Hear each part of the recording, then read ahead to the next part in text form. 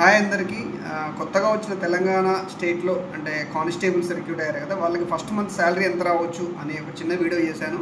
Maximum అయితే 99% ఇలానే ఉంటుంది. ఏమైనా చిన్న చిన్న చేంజ్ ఉంటే ఒక 500-600 తేడా ఉండొచ్చు అంతే, అంతకుమించి అయితే ఎక్కువ తేడా ఉంటుంది. సో అందరూ ఖచ్చితంగా లాస్ట్ వరకు వీడియో చూడండి. సో మనం ఫస్ట్ చూసినట్టయితే Telangana police department pay slip దాదాపు ఇలా ఉంటుందన్నమాట. బేసిక్ పే వచ్చేసి ఇప్పుడు వచ్చిన కొత్త బ్యాచ్ వాళ్ళకి వచ్చేసి 24,280 రూపాయలు ఉంటుంది. అండ్ డిఏ ఎంత ఉంటుంది, 6,407 రూపాయలు ఉంటుంది అనమాట. అండ్ హెచ్ఆర్ఏ వచ్చేసి ఇవి 4 స్లాబ్స్ ఉంటాయి అనమాట. ఇప్పుడు నేను ఖమ్మం జిల్లా కాబట్టి ఖమ్మం స్లాబ్ 17% కాబట్టి 17% మీకు చెప్పాను ఇక్కడ 4,128 రూపాయలు మా ఖమ్మం డిస్టిక్ అనమాట. అండ్ సిసిఏ సిటీ కంపాసిటీ అలవెన్స్ అనమాట. ఈ ఖమ్మం జిల్లాకి మనకి ఎంత ఉందనంటే టౌన్లో చేసే వాళ్ళకి 300 రూపీస్ ఉందన్నమాట. సో సిసిఏ ఎంత ఇక్కడ మనకి 300 రూపీస్ అనమాట సిసిఏ. అండ్ అడిషనల్ హెచ్ఆర్ఏ ఏంటంటే additional HRA 8% on basic pay అనమాట. సో 8% అంటే ఎంత 1942 రూపీస్ అనమాట. ఈ 1942 అంటే యాక్చువల్గా సీలింగ్ అమౌంట్ 2000 ఉంటుందన్నమాట. 2000 బిలో ఎంత ఉంటే అంత అనమాట, ఎక్కువ ఉన్న 2000 అనమాట. కిట్ మెయింటెనెన్స్ అలవెన్స్ వచ్చేసి మనకి 150 రూపీస్ అనమాట. అండ్ రిస్క్ అలవెన్స్ వచ్చేసి మనకి 175 రూపీస్ రిస్క్ అలవెన్స్ అనమాట.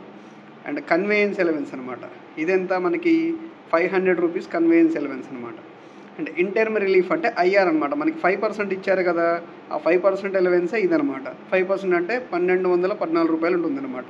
అండ్ ఇంకోటి ఏంటంటే ఇక్కడ ఏఎన్ఎస్, ఒకవేళ ఏఎన్ఎస్ అంటే ఖమ్మంకి ఏఎన్ఎస్ ఉందన్నమాట. సో ఎంత 3,642 రూపాయలు ఏఎన్ఎస్, 15% అని బేసిక్ పే అనమాట. సో ఇవన్నీ కూడా ఎర్నింగ్స్ అనమాట. ఇప్పుడు డిడక్షన్స్లోకి వెళ్తే మనం ఎలా ఉంటుందన్నమాట, జిఐఎస్ఎన్ అనమాట, ఇదెంత 30 రూపీస్ అనమాట. అండ్ పీటీ అంటే ప్రొఫెషనల్ ట్యాక్స్ అనమాట, ఇదెంత 200 రూపీస్ అనమాట. అండ్ సిపిఎస్ ఇది ఎవ్రీ బేసిక్ మీద 10% అనమాట, ఎంత 24-28 అనమాట. అండ్ టీజీఎల్ఐ అంటే టీఎస్జిఎల్ఐ ఉండేది, టీజీఎల్ఐ ఇదెంత అనమాట బేసిక్ ఎవరికైనా స్టార్టింగ్ 500 రూపాయలు అనమాట. అండ్ ఎన్జిఏబి నాన్ గవర్నమెంట్ ఆరోగ్య భద్రత 200 రూపీస్ అనమాట. అండ్ నాన్ గవర్నమెంట్ భద్రతా ఫండ్ ఇది 1,600 రూపాయలు అనమాట. అండ్ ఎన్జిఎఫ్ ఎంత, ఇది 60 రూపీస్ అనమాట. అండ్ ఇంకోటి ఎన్జి వెల్ఫేర్ అనమాట, ఇదెంత 30 రూపీస్ అనమాట. ఇక్కడ నాన్ గవర్నమెంట్ కోఆపరేటివ్ అంటే మనకి కోఆపరేటివ్ సొసైటీ ఉంటుంది అనమాట. యాక్చువల్గా దాంట్లో మనం సబ్స్క్రిప్షన్ తీసుకుంటే 1,000 రూపీస్ పర్ మంత్ కట్టాలి. ఒకవేళ తీసుకుంటేనే, తీసుకోకపోతే కట్టడం అవసరం లేదు. సో ఇది సురక్ష ఫండ్ అనమాట. ఈ 300 ఇక్కడ కాదు, ఈ 300 సురక్ష ఫండ్ అనమాట. నాన్ గవర్నమెంట్ సురక్ష ఫండ్ ఎంత 300 రూపీస్ అనమాట. And non government flag fund ఎంత, ఇది 100 రూపీస్ అనమాట. ఇవన్నీ కూడా డిడక్షన్స్ అనమాట. సో ఇప్పుడు ఏంటంటే ఇక్కడ ఉన్న టోటల్ ఎర్నింగ్స్ మొత్తం మనం ఎంత వస్తాయి మనకి అప్రాక్సిమేట్ ఎగ్జాక్ట్గా 42,738 రూపీస్ మనకి టోటల్ ఎర్నింగ్స్ అనమాట. అండ్ ఇందులోంచి డిడక్షన్స్ అన్నీ కూడా తీసేస్తే మనకి ఎంత అమౌంట్ వస్తుంది, ఇక్కడ టోటల్ డిడక్షన్స్ ఎంత అనమాట మనకి టోటల్ 5,448 అనమాట, 5,448 రూపాయలు అనమాట. ఇందులోంచి అమౌంట్ తీసేస్తే మన ఇన్ హ్యాండ్ నెట్ క్యాష్ ఎంత వస్తుంది, 37,290 రూపీస్ మనకు వస్తుంది అనమాట. ఇదేంటిది ఏఎన్ఎస్ అలవెన్స్ ఉంటే.